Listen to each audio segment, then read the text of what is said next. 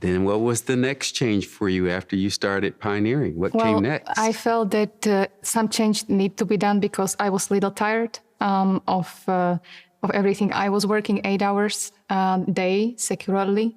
It was full-time work, and it was kind of international company where everybody was just concerned about their career growth, and everything was about efficiency in the work. I was a little afraid to even go. Nobody ever asked for a reducing working hour. It was like more you work, it's better. So we started to pray about it, and finally I went, and they granted me that I could work from 8 to 12 in the morning. But the amazing thing was that they gave me almost same salary as I had for 8 hours, like for full-time work. So your salary basically doubled doing half the work, Exactly. right? How did you take advantage of that? Well, at the time, the RTO was open. Yeah, and I was helping with the construction of that RTO in our Kingdom Hall. Then I started to commute for the RTO to care about some technical stuff. And you were helping also in the RTO as commuter? Yes, I was working like with service, food service, and like with lunch, but I needed to be there at lunchtime. So I needed to go back to employer and ask for like moving my work time to the early morning hours. So I would wake up 4:30 and work like until 10. Actually, they granted also this thing to me. And we've seen that it was Jehovah behind, because it was nothing normal in this environment. So now with that change, you were able to fully support the assignment at the RTO. Yeah, I could commute. We never regretted any of those decisions, setting spiritual goals, start pioneering, support RTO, apply for better service. Maybe one change we would do. We would start earlier if we could. Definitely. Well, there's probably a number of us that would feel similarly, but we're glad that you did make those adjustments, and it's obvious that Jehovah has blessed you for doing so. Thank you so much for taking time to share your wonderful story with us. It really touched our hearts, and we appreciate that. Our pleasure. Thank you.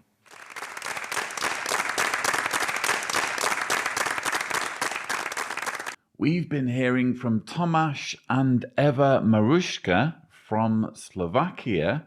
These are newly minted Gilead graduates. We are watching the 152nd Gilead graduation ceremony, and we've just learned that Jehovah is a God who will arrange for you to work different hours if you ask nicely.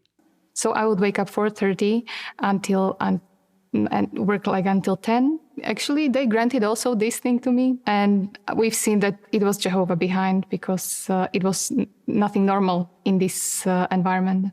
It had to be Jehovah. How else would you get a situation where you go to your boss and ask for different hours and your request gets granted?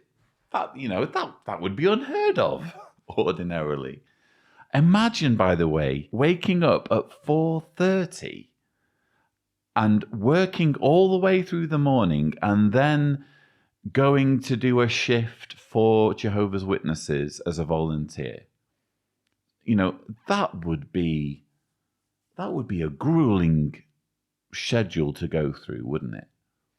And yet this is the sort of sacrifice that is expected of Jehovah's Witnesses.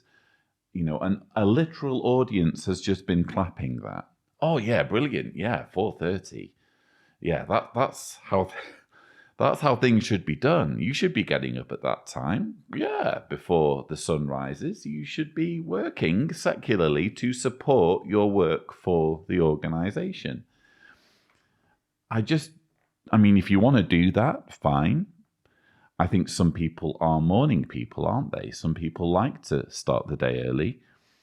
Some people, not myself included, can get by without that much sleep. But what's sad is that, again, this is being done for the service of an organization. You can only imagine how horrified Tomáš and Eva might be one day if they were to ever wake up. And I'm sorry, but stories of going to your boss and asking for different working hours and having your requests granted are not convincing evidence of Jehovah's hand.